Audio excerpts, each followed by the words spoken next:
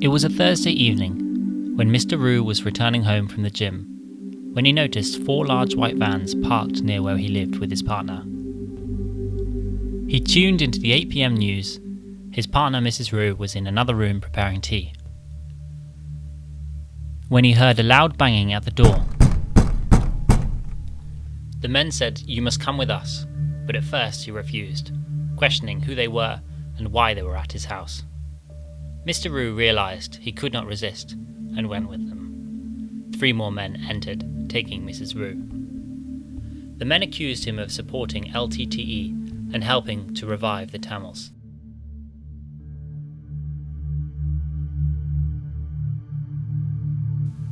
They were taken in separate vans. It was at this point he noticed the driver wearing a police uniform.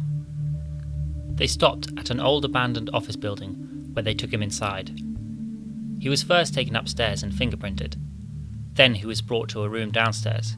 It was about 3 by 4 meters with 3 walls, with one wall leading to a hallway. He could hear his captors sitting at a table, drinking and watching TV. They started to interrogate Mr. Rue, asking where he got his information from, who his Tamil contacts are, which Sinhalese he had information on, why he was helping Tamils. He was then made to sit on a small chair with a metal frame. He was tied to this chair, with his right arm tied to another chair, outstretched, parallel to the floor. The guards told Mr. Rue, because he had made a TV series called Right Hand, they were going to concentrate on his right hand. In Sinhalese, the idiomatic expression right hand refers to someone deputed to a reprehensible, illegal act for their employer. Mr. Rue's TV series exposed public figures who had used these right hands, and he had shared the results of the investigative journalism with the media. The men repeatedly hit his right forearm with short police batons. When they eventually stopped, Mr. Rue's forearm had swollen to twice its usual size. He was unable to lift his arm for the pain was too intense. He was untied and stripped naked. They showed him a syringe containing a yellow liquid. He was forced to swallow a blue pill before they injected him with whatever was in that syringe. They hit him on the back with short sections of heavy, rubber-coated electric cable used as a club. He felt blurry, a floating sensation. He presumed it was the effect of that injection. He felt really strange and could no longer feel the pain from the blows. A masked man began to fondle Mr. Rue's genitals, trying to provoke an erection.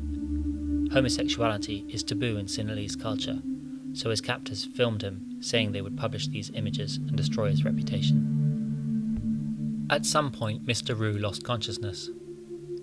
He woke up to find his legs straight out in front of him, tied to another chair, both his shins bleeding. Ouch! The effect of the drugs they gave him were wearing off. They beat his shins with their police truncheons, focusing on the same area each time. He estimates upwards of 100 blows were delivered to his shins. His skin broke and he could see the white of his bone. Mr. Rue's captors burned his back with cigarettes and used army knives to cut him. They gave him 2 deep cuts on his right buttock. They drove 2 metal staples through the skin of his forearm. These were attached to wire which were connected to a car battery. The electric shock produced pain throughout his entire body. They did this to him 5 times. They tied electric cable around his ankles and suspended him upside down from a ceiling beam. The blood from his wounds ran down his face.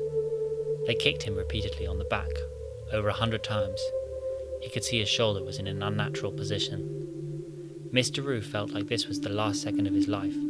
He tried to recall his Buddhist teaching and picture Buddha's face. He recalled his father telling a friend a story about when he was badly beaten and thought he was going to die. His father said that in that moment it was important to think of the good things you have done in your life. Mr. Rue followed his father's advice.